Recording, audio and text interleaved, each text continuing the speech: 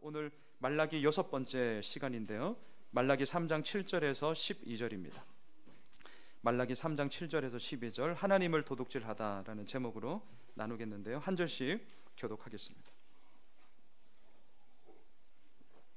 말라기 3장 7절에서 12절입니다. 제가 먼저 7절 말씀 읽겠습니다. 만군의 여호와가 이르노라, 너희 조상들의 날로부터 너희가 나의 규례를 떠나 지키지 아니하였도다. 그런즉 내게로 돌아오라, 그리하면 나도 너희에게로 돌아가리라 하였더니 너희가 이르기를 우리가 어떻게 하여야 돌아가리이까 하는도다.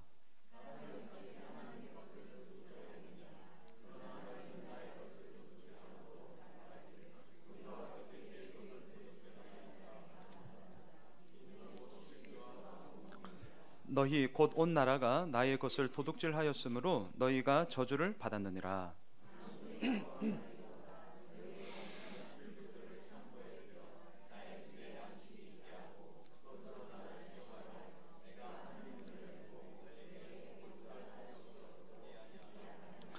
만군의 여호와가 이르노라, 내가 너희를 위하여 메뚜기를 금하여 너희 토지 소산을 먹어 없애지 못하게 하며 너희 밭의 포도나무 열매가 기한 전에 떨어지지 않게 하리니 너희 땅이 아름다워짐으로 모든 이방인들이 복되다 하리라. 만군의 여호와의 말이니라. 아멘. 많은 성도님들에게 말라기 말씀은 익숙한 말씀은 아닙니다. 그럼에도 불구하고 말라기서에서 우리가 익히 알고 있는 한 구절을 말한다면 오늘 본문에 나오는 10절입니다. 왜냐하면 그동안 많은 교회가 11조를 말하면서 이 말라기 3장 10절의 말씀을 인용하였기 때문입니다. 또한 기존에 나오는 헌금 봉투들 가운데 특별히 11조 헌금 봉투에 이 10절 말씀이 어김없이 기록되어져 있습니다. 왜 이 말씀이 기록되어져 있습니까? 11조 해라, 그러면 하나님이 복 주실 건데 쌓을 곳이 없도록 왕창 부어줄 거다. 고로 11조 해라, 이렇게 말하려고 말라기 3장 10절 말씀을 기록해 놓은 것 아닙니까? 그런 뜻이 아닙니다. 그래서 저희 교회는 헌금 봉투를 자체적으로 만들었습니다. 그리고 특별히 11조 봉투에 이렇게 적었습니다. 11조는 모든 것을 하나님께서 주셨다는 신앙의 고백으로 하나님과의 관계를 의미합니다. 오늘은 제가 설교의 결론부터 내려놓고 말씀을 나누겠습니다. 11조는 하나님께서 이미 이루신 그 은혜에 대한 고백이자 감사입니다. 앞으로 주어질 축복을 기대하며 드리는 대가적 행위가 결코 아닙니다. 만일 어떤 축복을 기대하면서 그 대가를 바라면서 드린다면 11조 하지 마십시오. 은행에 저금하시면 됩니다. 이자는 타먹습니다. 아니면 주식을 투자하십시오. 뭔가 대가를 바라고 하신다면 그렇게 하는 게 훨씬 더 낫습니다. 말라기 3장 10절을 다시 한번 보시죠. 말라기 3장 10절 함께 읽도록 합시다. 시작. 만군의 여호와가 이르노라, 너희의 온전한 11조를 창고에 들여 나의 집에 양식이 있게 하고 그것으로 나를 시험하여 내가 하늘 문을 열고 너희에게 복을 쌓을 곳이 없도록 붙지 아니하나 보라. 이 말씀은 하나님의 축복이 절대 아닙니다. 그럼 이 말씀은 뭐냐? 하나님의 한탄입니다. 하나님을 멀리 떠났습니다. 자기 멋대로 살고 있는 이스라엘 백성들을 향해서 지금 가슴을 치면서 말씀하시는 하나님의 한숨 소리입니다. 자, 저를 보십시오. 마치 이런 것이죠. 저는 아들 셋이 있습니다. 놀다가도 싸우고 싸우다가도 놉니다. 이게 남자아이들이 그냥 지내는 그런 흔한 모습이죠. 하루는 서로 너무나 싸웠습니다. 어쩜 저렇게 싸우냐. 그래서 제가 불렀습니다. 그리고 제가 얘기를 하는 거죠. 얘들아, 내가 누구야? 아빠. 그래, 내가 아빠야. 그렇게 싸우지 말라고 얘기했는데도 어떻게 너희들 이렇게 아빠 말을 처먹지 않냐? 제발 좀 그만 싸워라. 아빠를 한번 시험해 봐봐. 아빠 말이 맞는지 안 맞는지 나를 시험해 봐봐. 자, 이 말은 무슨 얘기죠? 그래서 아빠를 시험해 보려고 얘들이 막 싸워도 되는 것입니까? 아니요, 그게 아니잖아요. 무슨 말입니까? 너희들 형제지 않냐? 피를 나눈 형제자냐? 서로 우애 있게 서로 신뢰를 쌓으면서 좀 재밌게 좀 놀면 얼마나 좋냐? 근데 왜 그렇게 이 아빠 마음을 모르냐? 이거잖아요. 얼마나 답답하면, 얼마나 말귀를 듣지 않으면 지금 하나님께서 말씀하시겠습니까? 나를 시험해봐라. 참 자극적인 말입니다. 하지만 나를 시험해봐라, 이 말은 그러하기에 축복이 아니라 하나님의 신음소리요, 한탄이요, 하나님의 항변이었습니다. 그런데 우리의 마음은 어디에 있느냐? 10절 자꾸 뒤에 가 있습니다. 내가 하늘 문을 열고 너에게 복을 쌓을 곳이 없나?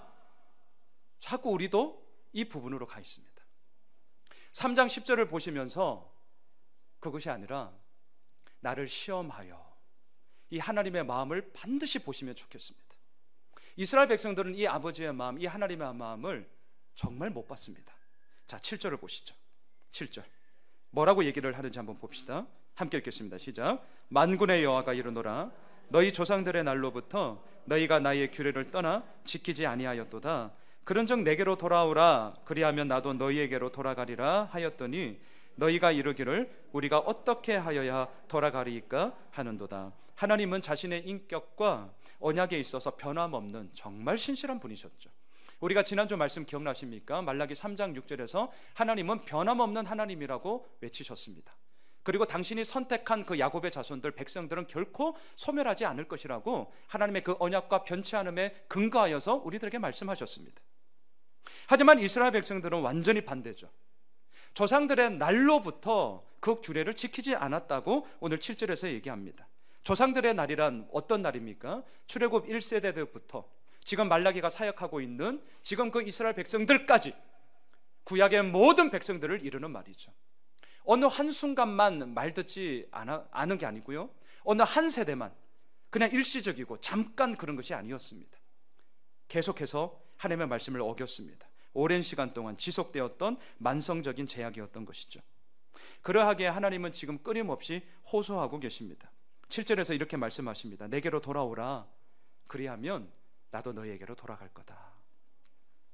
지금 이렇게 말씀하시고 호소하시는 하나님의 마음이 보이셔야 합니다.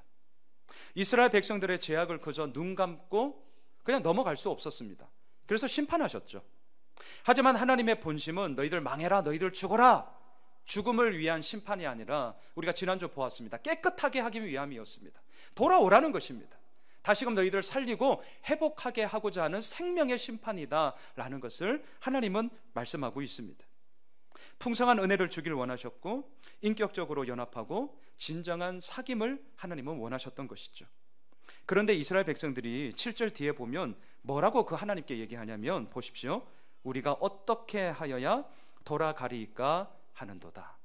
자, 여러분 두 가지를 생각할 수 있겠죠. 첫 번째, 우리가 진짜 돌아가고 싶은데 하나님 돌아갈 길이 어딘지를 잘 모르겠어요. 네, 이렇게도 해석할 수 있겠죠. 또한 두 번째, 우리는 하나님을 떠난 적이 없는데 왜 자꾸 돌아오라고 합니까? 나 여기 있는데 도대체 무슨 말씀하시는 거예요? 이렇게도 해석할 수 있겠죠. 이 둘 중에 무엇입니까? 후자입니다.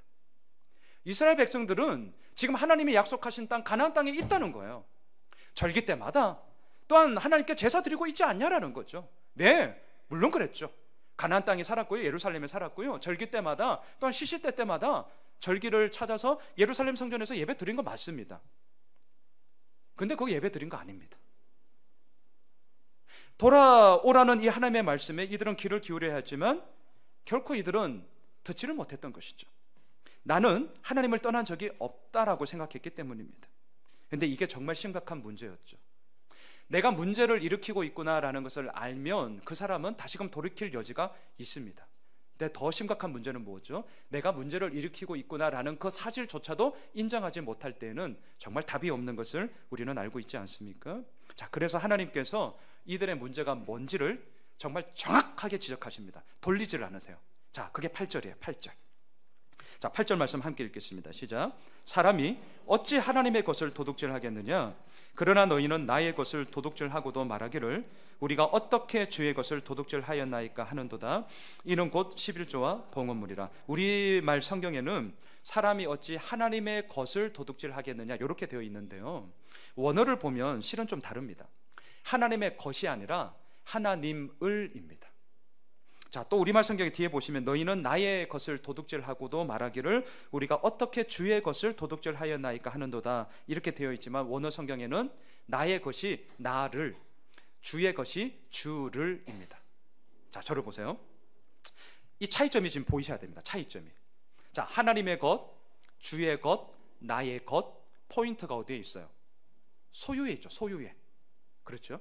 자, 그럼 반대로 하나님을, 주를, 나를, 포인트가 어디에 있죠? 존재에 있죠. 그렇죠.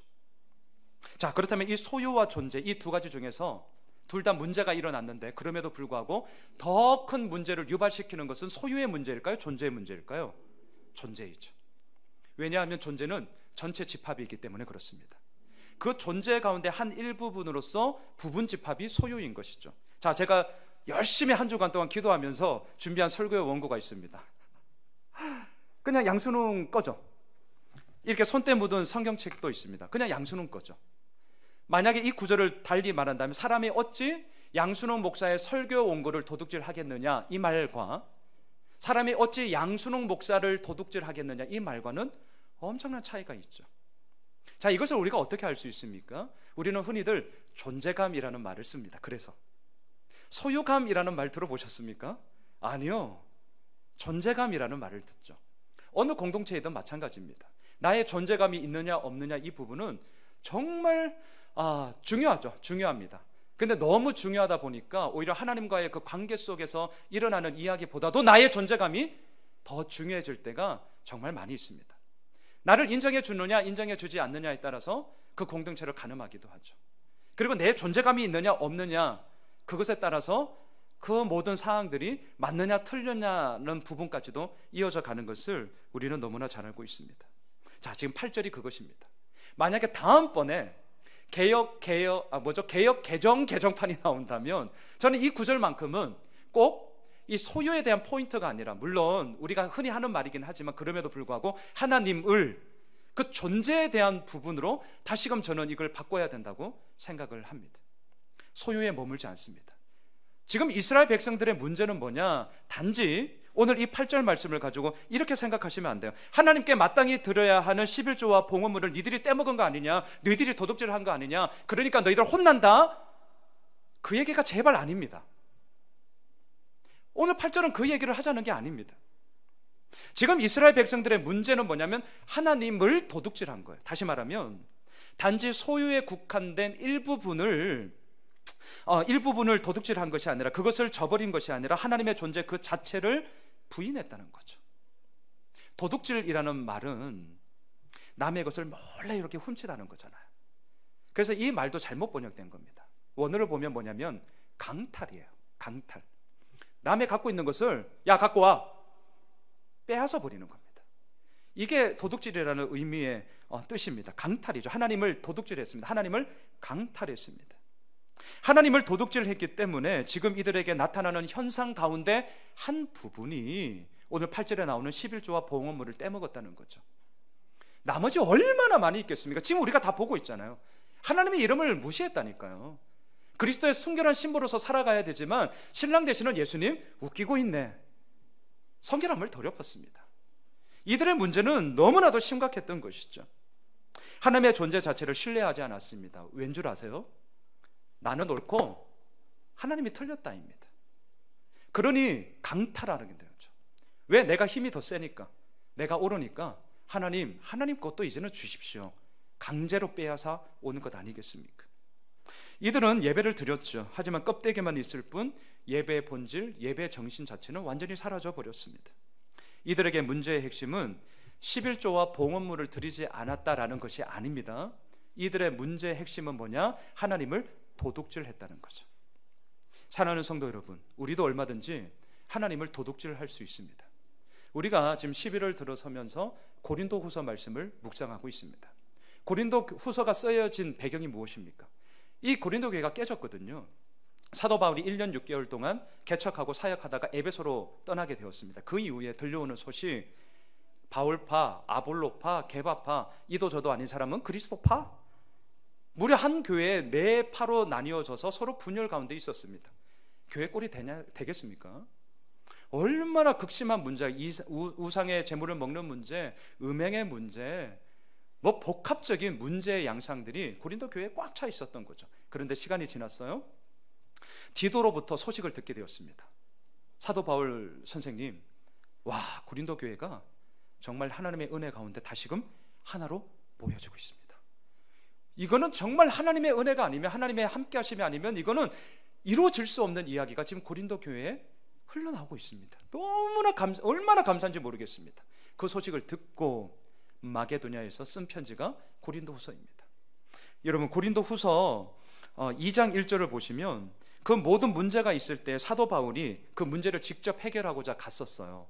그런데 문제 해결이 되지 않았습니다. 돌아오고 나서 뭐라고 얘기하냐면, 앞에 스크린을 보시죠. 이렇게 얘기를 합니다. 같이 읽읍시다. 시작. 내가 다시는 너희에게 근심 중에 나아가지 아니하기로 스스로 결심하였노니. 사도 바울의 마음이 보이세요? 내가 다시는 하는 바라 이거죠. 스스로 결심했다는 거예요. 얼마나 속상하면. 본인이 개척한 교회예요. 끝발 있잖아요. 가면 좀 가오도 좀 잡아주고 이렇게 좀 해줘야지. 택도 없었어요. 문제 해결이 안 되었어요. 근심 중에 돌아왔다는 거예요. 내가 다시는 그날보다 이렇게 편지를 쓰고 있는 거예요. 여러분, 자, 제가 왜 지금 이 고린도후서 이 큐티 말씀을 나누냐면, 사도 바울이 이렇게 말할 정도로 교회의 문제가 심각했는데 그것은 결국은 내가 옳고 너는 틀렸다라는 대립각 속에 서로 정죄가 이루어지고, 이게 뭐냐? 하나님을 도둑질하는 거예요. 우리 얼마든지 이럴 수 있거든요. 이게 하나님을 도둑질하는 거죠. 자, 하나님을 도둑질하다 또 생각해 봤어요. 뭐가 있을까? 그러다 어김없이 하나님을 도둑질한 그 원천으로 돌아가 봤어요. 그 처음 어디일까요? 창세기 3장이죠. 선악과 사건이죠. 순종이 선택으로 바뀌었잖아요. 절대적인 순종이, 그 순종의 대상이 이제는 해도 그만 안 해도 그만 선택의 대상으로 변질된 게 창세기 사건 아니겠습니까? 여자는 더 이상 하나님께 질문하지 않았습니다. 왜 질문하지 않았습니까? 하나님을 향한 신뢰가 이미 깨져버렸기 때문이죠. 뱀이 유혹하잖아요. 야, 너 먹으면 하나님과 같이 될 거야. 자, 이 여자의 마음속에 꿈틀꿈틀대고 있는 탐욕과 이 말이 딱 들어맞았죠. 그 탐욕으로 인해서 선악과를 따먹게 되죠. 불신과 탐욕은 굉장히 강합니다. 정말 아무도 못 말립니다. 그래서 가룟 유다를 보십시오. 왜 예수님을 배신했습니까? 예수님을 불신했기 때문이죠. 뭘 불신했냐면, 뭘 믿지 못했냐면, 예수님의 구원의 방식. 왔는데 정치적으로, 군사적으로, 사회적으로 당시 모든 사람들이 원하던 메시아상이 아닌 거예요. 오히려 뭐 하고 있습니까? 발 씻어주고 있어요. 오히려 뭐 하고 있습니까? 당시 사람들이 저버리고 있는 세리와 창녀들과 함께 밥을 먹고 있습니다.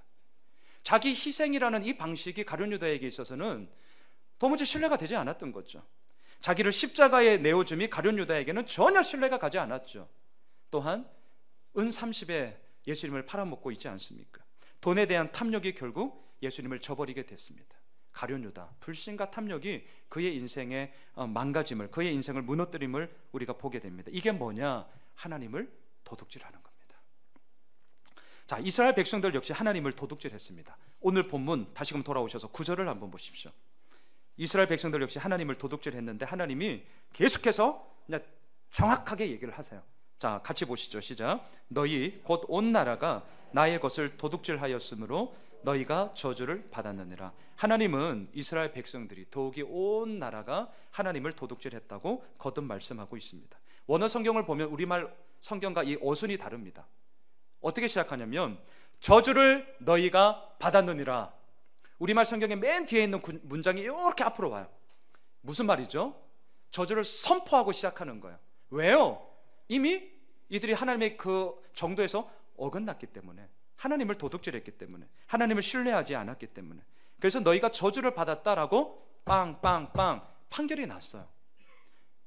그런 문맥 속에 우리가 너무나 잘 알고 있는 3장 10절 말씀이 위치해 있습니다. 여러분, 성경을 읽으실 때 꼭 전후 문맥을 보셔야 됩니다.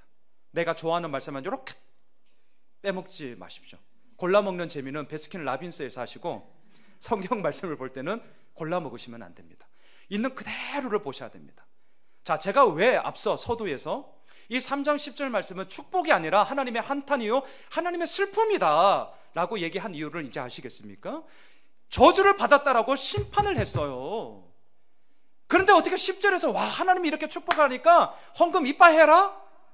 어떻게 얘기할 수 있냐는 거예요. 저는 그런 얘기 들으면 막 속이 터집니다. 하나님의 마음을 보면서 우리는 엉엉 울어야 됩니다. 지금 이 10절 말씀을 통해서. 그렇게 하나님께 온전하게 반응하지 못하는 우리들을 통해 자복하면서 주님 살려주십시오. 앞서 우리 두 분이 정말 찬양한 것처럼 나를 부르신 이도 하나님이고 나와 함께 하시는 분도 하나님인데 그 하나님 앞에 내가 온전히 서지 못했습니다라고 우리 회개해야 합니다. 하나님의 이 슬픈 한숨 소리를 우리 다시 한번 들어봅시다. 10절입니다. 우리 다시 한번 읽도록 합시다. 시작. 만군의 여호와가 이르노라 너희의 온전한 11조를 창고에 들여 나의 집에 양식이 있게 하고 그것으로 나를 시험하여 내가 하늘 문을 열고 너희에게 복을 쌓을 곳이 없도록 붙지 아니하나 보라. 나중에도 이 말라기를 혹시라도 보신다면 자꾸 여 뒤에 있는 하늘 문을 열고 막 복을 쌓을 곳이 이쪽으로 가지 마시고 가슴을 치시면서 보셔야 돼요. 나를 시험하여. 얼마나 말을 안 들으면 우리 부모님들이요 얼마나 말을 안 들으면 나를 시험해봐라. 하나님의 마음을 보셔야 됩니다. 당시 11조는 제사 제도를 위해서 어렵고 힘든 사람들을 구제하기 위해서 그리고 이스라엘 공동체의 축제를 위한 최소한의 경비로 사용되었죠. 만약 10의 1을 내지 않으면 내 소득의 전부가 하나님의 것이라는 원리를 망각하는 것이었습니다. 또한 하나님의 사역에 필요한 것을 제공하지 않는 책임 유기이기도 했죠. 여기서 우리는 좀 더 근본적인 질문을 오늘 제가 좀 던져보고자 합니다. 왜 하나님은 11조가 도대체 뭐길래 이 11조를 말씀하시면서 이스라엘 백성들을 심판하고 있느냐라는 거죠. 그동안 저는 제자 훈련을 참 많이 했습니다. 그리고 이제 물론 오늘부터 이제 청년 목장 우리 형제 자매님들과 하지만 내년에는 점점 더 제자 훈련을 좀 펼쳐 나가려고 합니다. 제가 제자 훈련을 하면서 정말 많이 들었던 질문이 이런 겁니다. 목사님, 11조 헌금 꼭 해야 됩니까? 11조 왜 해야 되는 겁니까? 또 이런 질문들. 11조는 어떻게 해야 됩니까? 총 수입에서 10분의 1을 내야 됩니까? 아니면 세금 떼고 순수익에서 10분의 1을 해야 됩니까? 일주일 단위로 해야 됩니까? 한 달 단위로 해야 됩니까?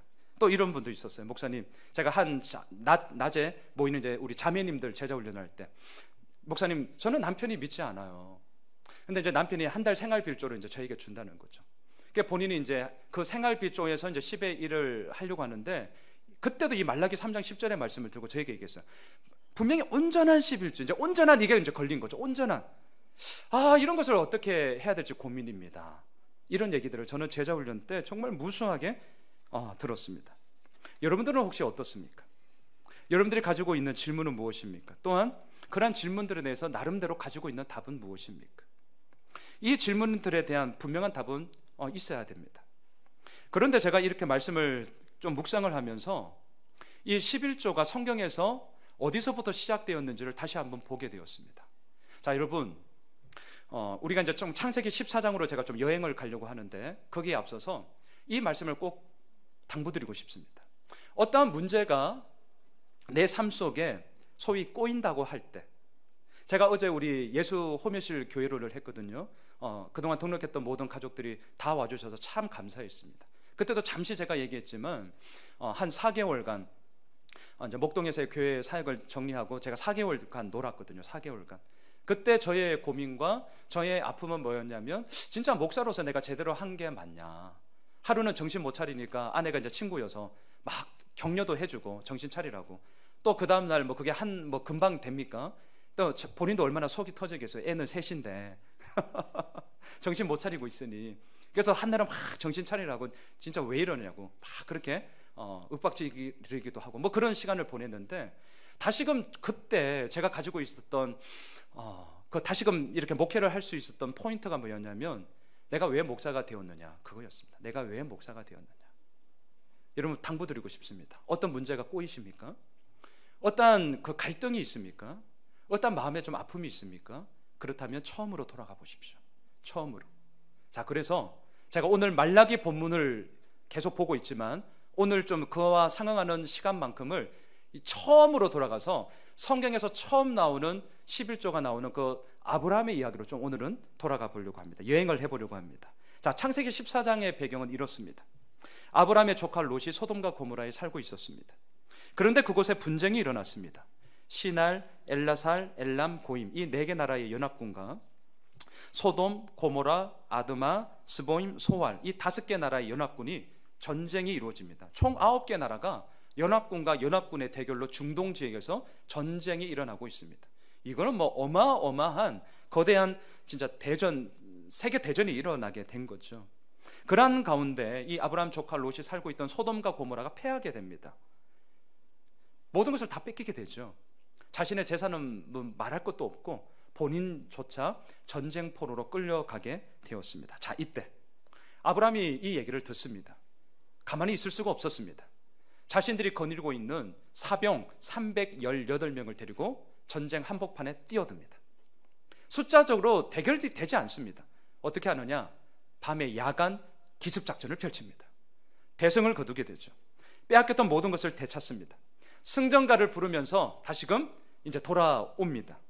이런 배경하에, 앞에 스크린을 보시죠. 자, 이런 배경하에 돌아옵니다. 창세기 14장 17절 18절을 함께 읽도록 하겠습니다. 함께 읽읍시다. 시작. 아브라함이 그돌라오멜과 그와 함께한 왕들을 쳐부수고 돌아올 때에 소돔 왕이 사위의 골짜기 곧 왕의 골짜기로 나와 그를 영접하였고, 살렘 왕 멜기세덱이 떡과 포도주를 가지고 나왔으니 그는 지극히 높으신 하나님의 제사장이었더라. 전쟁에서 승리를 거두었죠. 빼앗겼던 모든 것을 다 회복했습니다. 얼마나 의기양양했겠습니까? 금이 환영을 받게 되는 거죠. 소위 이제 돌아오는 이 아브라함 일행을 환영식이 펼쳐진 것입니다. 더군다나 살렘 왕, 소돔 왕이 2명이나 나와서 대대적인 환영 행사를 펼칩니다. 그 가운데 이 살렘 왕이 환영사를 합니다. 계속해서 스크린을 보시죠. 살렘 왕의 환영사예요. 같이 읽겠습니다. 시작. 그가 아브라함에게 축복하여 이르되 천지의 주제이시오 지극히 높으신 하나님이여 아브라함에게 복을 주옵소서. 너희 대적을 내 손에 붙이신 지극히 높으신 하나님을 찬송할지로다 하매 아브라함이 그 얻은 것에서 10분의 1을 멜기세덱에게 주었더라. 아브라함을 향한 이 살렘 왕의 축복입니다. 하지만 한편으로는 이런 얘기기도 합니다. 아브라함아, 네가 병력이 많아서 너의 정말 뛰어난 작전 때문에 전쟁에서 승리한 거냐? 아니다는 거야. 네가 어떻게 전쟁에서 승리할 수 있었니? 그것은 하나님이 해주신 거야. 하나님이 그 은혜를 주신 것 아니야? 고로 하나님께 찬양해라. 오늘 20절에 나오는 이 하나님을 찬송할지로다, 이 찬송이라는 단어를 보시면 감사해라 라는 말과 동의어입니다. 그리고 아브라함이 10의 1을 드리게 되는 거죠. 이게 성경에서 나오는 11조의 이제 시작입니다. 자, 여기서 우리는 중요한 11조의 중요한 가치를 하나 찾게 됩니다. 그것은 감사라는 거죠. 감사. 하나님이 행하신 그 일이 너무나도 놀랍기 때문에 그에 대한 감사함으로 드리는 것이 11조입니다. 자, 또 하나가 더 있어요. 아브라함이 멜기세덱에게 드리는, 이 살렘 왕에게 드리는 10의 1조는 전부를 드린다는 개념이 있습니다. 자, 여러분, 제가 질문 하나 할게요. 월 수입이 100만 원이에요. 11조 얼마 해야 되는 거죠? 그렇죠. 역시 우리는 돈의 계산이 빨라요. 10만 원. 자, 그런데 보세요. 10분의 1이기 때문에 우리는 11조를 10만 원 이렇게 산술적인 것으로 빨리 계산을 하죠. 그런데 성경에서 말하는 이 1은 단지 산술적인 10분의 1의 그 1일까요? 아니요, 그렇지 않습니다. 히브리 이 유대인들의 사상에서 이 성경에서 말하는 1은 처음이라는 뜻을 갖고 있습니다. 처음 것. 이 처음 게 뭐예요? 하나님께 모든 것을 다 드린다는 대표성을 갖고 있죠. 그게 1이에요. 그게 1. 그래서 두 번째, 11조를 드린다는 것은 모든 것을 다 하나님이 이루셨고 또한 그 모든 것이 하나님께로부터 이루어졌음을 고백하는 것으로 10의 1을 드림으로 나머지 10의 9도 다 하나님 겁니다 라는 고백인 거죠. 전부를 드립니다 라는 고백이죠. 그런데 11조를 산술적인 개념으로만 이해하니까 어때요? 10의 1은 하나님 거고 10의 1은 하나님 거고 나머지 10의 9는 내 거. 또 이렇게 좀 그릇된 모습으로 살아가는 분들도 많이 있는 것을 보게 됩니다. 우리의 모든 것은 다 주님의 것입니다. 그래서 10의 1을 드린다는 것은 나머지 10의 9도 물질을 맡은 청지기로서, 청지기가 영어로 매니저 아니겠습니까? 매니저로서 그 주인님의 뜻에 따라 이것을 내가 온전하게 사용하겠습니다라는 믿음의 고백인 것이죠. 주인은 따로 있어요. 하나님이십니다. 하나님이 단지 나에게 맡긴 것이죠. 그러하기에 그것을 나의 유익만을 위해서 사용해서는 안 됩니다. 물론 옷 사 입으셔야죠. 우리 박마리 집사님 가게에 가셔서 옷을 사 입으셔야 됩니다. 맛있는 거 드셔야 됩니다. 우리 애들 저도 학원 보냅니다. 학원 보내십시오. 네. 열심히 뒷바라지 하십시오. 그런데 우리 돈 씁니다. 네, 쓰죠. 잘 써야죠. 하지만 문제가 뭐예요? 포인트가 뭐죠? 나의 유익에만 여기만 머물면 안 되는 거죠. 우리 한번 따라 하실까요? 흘려보냅시다. 네, 흘려보내야 하는 것이죠. 자, 이러한 마음으로 지금 아브라함이 지금 멜기세덱에게 11조를 드렸어요. 자, 그런데 지금 이 말은 여기서 끝나는 게 아직 멀었어요. 끝나려면 아브라함이 돌아올 때 이 환영 행사에 두 왕이 나왔다는 것을 기억하십니까? 지금 또 한 사람의 왕이 있습니다. 소돔 왕입니다. 소돔 왕의 환영사를 보겠습니다. 창세기 14장 21절입니다. 함께 읽읍시다. 시작. 소돔 왕이 아브라함에게 이르되 사람은 내게 보내고 물품은 네가 가져라. 뭔가 좀 살렘 왕 멜기세덱하고는 환영 인사가 달라도 너무 다릅니다. 사람은 나한테 주라. 내가 왕이니까 그래도 다스려야 될 사람이 백성이 있어야 되지 않겠냐, 이제 그런 거죠. 근데 물품은 네가 다 가져라. 이렇게 좀 얘기를 바꾸고 싶습니다. 야, 아브라함, 네가 목숨을 걸고 전쟁터에 간 거 아니냐. 야, 이 전리품 네가 다 가져도 괜찮아. 누가 얘기하겠냐? 지들이 참전한 것도 아니고 이러쿵저러쿵 말할 것도 없어. 아브라함, 네가 목숨 내걸고 일한 그 대가기 때문에 네가 다 가져도 돼. 괜찮아. 지금 이 얘기인 것이죠. 여러분, 헌금을 드릴 때 이런 마음이 있습니까? 없습니까? 있어요. 목사인 저도 이럴 때가 있다니까요. 이렇게까지 해야 되나? 뭐 이런 게 있어요. 이런 게. 자, 이때 아브라함이 어떻게 하느냐? 자, 앞에 스크린을 보시죠. 창세기 14장 22절입니다. 같이 읽읍시다. 시작. 아브라함이 소돔 왕에게 이르되 천지의 주제이시요 지극히 높으신 하나님 여호와께 내가 손을 들어 맹세하노니. 자, 천지의 주제이시요 지극히 높으신 하나님께. 어디서 지금 방금 들었던 말이에요. 어디서 들었냐면 19절에서 얘기한 살렘 왕이 환영사에서 지금 아브라함에게 했던 얘기입니다. 하나님으로부터 모든 것이 다 이루어졌다는 고백이죠. 아브라함, 네가 잘나서 승리한 게 아니라 네 작전이 정말 잘 들어맞아서 승리한 게 아니라 하나님이 승리케 해주신 거야 라는 그 고백 아니겠습니까? 이걸 아브라함이 그대로 받아들였어요. 자, 그런 아브라함에게 지금 소돔 왕이 아니야, 네가 한 거야, 네가 다 가져도 돼, 전리품은 다 네가 가져라, 이 말에 뭐라고 반응하는지 다시 한번 23절을 읽겠습니다. 스크린을 보시죠. 함께 읽습니다. 시작. 네 말이 내가 아브라함으로 치부하게 하였다 할까요? 내게 속한 것은 실 한 오락이나 들매끈 한 가닥도 내가 가지지 아니하리라. 무슨 말이죠? 아브라함이 부자 된 거는 이때 내가 다 전리품 허락해줘서 아브라함이 부자 됐다라고 소돔 왕이 뻥 때릴까봐, 헛소문 낼까봐 아브라함이 지금 얘기하는 거예요. 전리품에 있는 모든 것들 하나라도 나는 가지지 않겠습니다. 자, 저를 보시죠. 제가 왜 지금 창세기 14장으로 돌아갔냐면 이 말라기에서 얘기하고 있는 10의 1조의 그 처음 시작이 어떻게 이루어지는지를 우리가 보고자 함입니다. 14장의 이 사건은요, 자, 아브라함을 두고 두 왕이 있는 형국입니다. 마치 우리 아이들 애니메이션에 보면 주인공이 딱 있으면 뭐가 이렇게 속삭이죠? 천사가 있고 악마가 이렇게 속삭이는 것과 똑같죠. 살렘 왕이 얘기합니다. 아브라함아, 네가 한 거 아니다. 진짜 하나님이 한 거잖아. 너 한번 돌아봐라. 지금까지 너의 삶 가운데 어떠한 일이 있었니? 물론 눈물이 있고 자식 못 낳아서 힘들고 지금 못 낳고 있으니까요. 너 정말 힘든 거 안다. 그래도 하나님께서 이만큼 해오고 이끌고 계신 거 아니야? 하나님을 봐야지. 살렘 왕의 소리가 있죠. 하지만 또 한편으로 뭐가 있습니까? 소돔 왕이 우리들에게 얘기를 하죠. 야, 웃기고 있네. 네가 한 거야, 네가. 남들 다 여름 휴가 갈 때 너 일했잖아. 남들 다 잘 때 너 밤잠 설쳐가면서 너 열심히 일했잖아. 네가 노력해서 한 거야. 그러니까 네가 다 가져도 돼. 괜찮아. 어느 누가 그거 가지고 너한테 뭐라 그러지 않아. 이렇게 얘기하는 거죠. 자, 여러분, 이게 이 땅을 살아가고 있는 우리들의 고민 아닙니까? 저는 성경의 이러한 솔직함이 정말 좋습니다. 무조건 믿음으로 살면 돼. 성경에서 그렇게 윽박 지르지 않았습니다. 절대 그런 적 없습니다. 덮어놓고 순종해, 몰라도 순종해, 이해되지 않아도 순종해. 그러면 나중에 이해될 때가 올 거야. 아니, 우리가 바보입니까? 어떻게 이해가 안 되는데 순종을 합니까? 그건 너무 막무가내죠. 이해가 되지도 않는데 그것을 한다는 것은 그건 맹신이죠. 우리는 맹신하는 게 아니지 않습니까? 자, 창세기 14장의 아브라함, 우리와 똑같은 고민을 하며 살았던 사람이라는 것을 잊지 마십시오. 생각해 보세요. 처자식 먹여 살려야 되죠. 더군다나 사병이 318명입니다. 월급을 그냥 줍니까? 318명. 사원이 318명 있는 사장님을 생각해 보시라고요.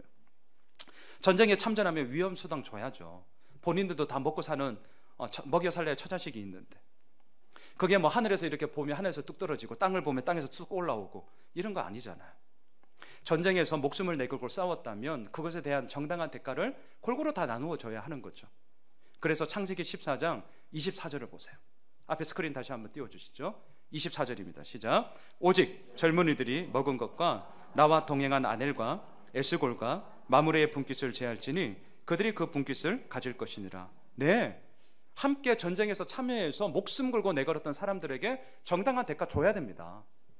아브라함 다 줬습니다. 다 줬어요. 그런데 문제는 뭐죠? 아브라함 본인은 어떻게 했습니까? 앞서 보았습니다. 전리품의 단 하나라도, 실 한 오락이라도 나는 가지지 않겠다. 그리고 다 함께 고생했던 사람들에게 나눠주고 본인은 깔끔하게 돌아섰죠. 얼마나 멋있습니까? 저도 이렇게 깔끔하게 쿨하게 딱 폼 나잖아요. 진짜 이래 살고 싶어요. 사람들이 왜 싸웁니까? 더 많이 갖고자 함 아닙니까? 서로 열심히 고생했어요. 야, 5대5 나누자.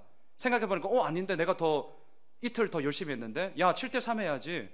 그러니까 상대방이, 야, 그건 좀 너무한 거잖아. 그럼 6대4. 뭐 이런 식으로 서로 싸우는 것 아니겠습니까? 그런데 아브라함은 이런 것 없이 그냥 깔끔하게 고생한 병사들에게 있어서는 그게 상응하는 대가 정당하게 다 치르고, 하지만 본인만큼은 나 하나도 안 갖겠다. 딱 돌아서죠. 쿨하게. 멋있습니다. 그런데 또 하나의 반전이 나옵니다. 창세기 14장으로 창세기가 끝난 게 아니라는 걸 기억하십시오. 자, 아브라함이 어떻게 하느냐 앞에 보시죠. 15장 1절을 보세요. 함께 읽겠습니다. 시작. 이후에 여호와의 말씀이 환상 중에 아브라함에게 임하여 이르시되 아브라함아 두려워하지 말라. 나는 내 방패요 너의 지극히 큰 상급이니라. 자, 이후에 무슨 말이죠? 11조 헌금하고 전쟁에 참여했던 사람들, 그 병사들에게 다 그에 상응하는 대가 다 나눠주고, 그리고 본인은 하나도 갖지 않고 아주 쿨하게 깔끔하게 그 일을 딱 정리한 후에, 네, 그 얘기예요. 그 후에 하나님이 말씀하시는 거예요. 아브라함아 두려워하지 말아라. 자, 저는 이게 이제 이해가 되지 않았어요.